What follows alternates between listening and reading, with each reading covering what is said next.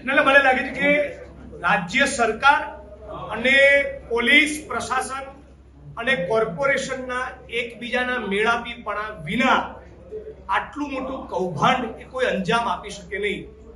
મને મળેલી માહિતી પ્રમાણે સબ્જેક્ટ ટુ કરેક્શન, ભૂલ સુધાર પણ મારે કદાચ કરવો પડે, પણ મને સૂત્રો પાસેથી મળેલી માહિતી પ્રમાણે હાલ જે જગ્યાએ હું બેઠો છું આ જ રાજકોટ શહેરની એક 4 કર્મચારી પોલીસ કર્મચારીની ટોળકી જે રાજકોટ શહેરમાં મોટા તોડ કરતી એ જ ટીમ અત્યારે સુરતમાં પણ મોટા તોડ કરી રહી છે અને એ પૈકીના કોઈ કર્મચારી અધિકારીઓ આ પ્રકરણમાં ઇન્વોલ્વ છે.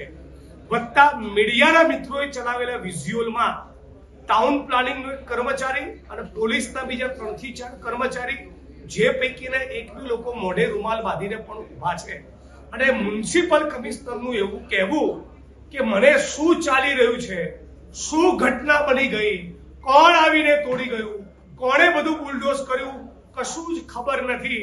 તો ભાઈ તમે ચૂપચાપ રાજીનામું આપીને ઘેર ભેગા થઈ જાઓ ને.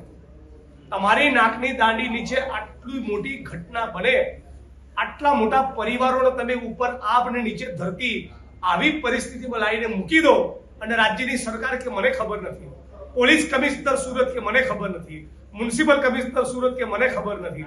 આ કઈ રીતે શક્ય છે? આ બધાની આમાં મિલીભગત છે.